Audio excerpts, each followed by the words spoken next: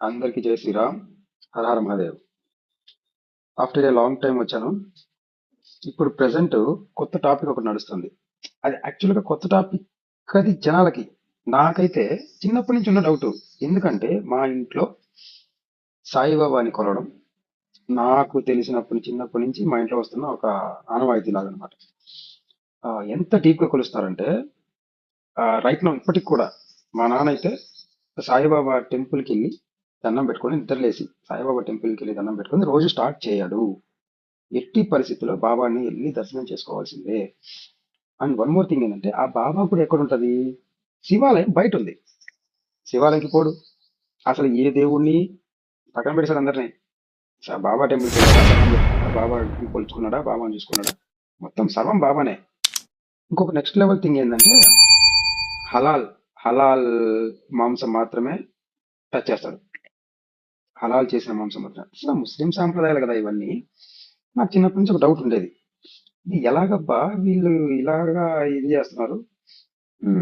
సర్లే, ఇంకా మనకేం తెలుసు. అప్పుడు చిన్నతనం, చిన్న వయసులో మనం ఎలా ఉంటాం? పెద్దోళ్ళు ఏం చేస్తే అంత సూపర్ హీరో ఫాదరే కదా అందరికి. సో ఏంటంటే ఓకే, ఇంకా వాళ్ళ ఇదిలోనే పోవాలని నాకు ఈ డౌట్స్ ఉన్నా కానీ నేను ఎక్కడ బయట పెట్టుకోకుండా అలాగే కంటిన్యూ అయిపోయాను అనమాట. ప్రెసెంట్ ఈ డౌట్స్ అన్నిటికీ ఒక్కొక్కటిగా నాకు ఒక సొల్యూషన్ దొరుకుతుంది. ఈ సాయిబాబా అసలు ఎవరు? ఆఫ్ఘనిస్తాన్ నుంచి వచ్చిన ఒక బ్రిటిష్ ఏజెంట్ అట. అంటే బ్రిటిష్ వాళ్ళు తీసుకొచ్చారంట అతన్ని. పెద్ద స్టోరీ నడిచే స్టోరీలు ఉన్నాయి. ఇంకోటి ఏంటంటే ఒక ఫకీర్ని ఇంత హైప్ చేసి పెట్టడం కరెక్ట్ కాదు. నాకు నచ్చంది ఏంటంటే గుడిలో నేను శివయ్య భక్తుడిని. శివయ్య ఫ్యామిలీకి అందరికీ నేను దాసుని అనమాట. సో ఏంటంటే ఇక్కడ విఘ్నేశ్వరుడి ఫోటోలు అంటే విగ్రహాలు, విఘ్నేశ్వరుడి విగ్రహాలు, ఉమ్, దత్తాత్రేయుడి విగ్రహాలు, ఇవన్నీ సాయిబాబాకి మెయిన్ విగ్రహం అయితే సాయిబాబా టెంపుల్స్ అన్నిట్లో ఈ విగ్రహాలు ఎందుకు పెడుతున్నారు?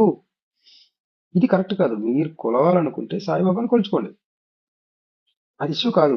కానీ హిందూ విగ్రహాలు పెట్టడము, హిందూస్ ని టార్గెట్ చేసేది ఒక మతం అయిపోయింది ఇప్పుడు. సాయిబాబా మతం అనేది ఇది పెద్ద పిచ్చది. ఆ పిచ్చిలోకి పడితే ఇంకంతే, అక్కడే మునిగిపోతారు.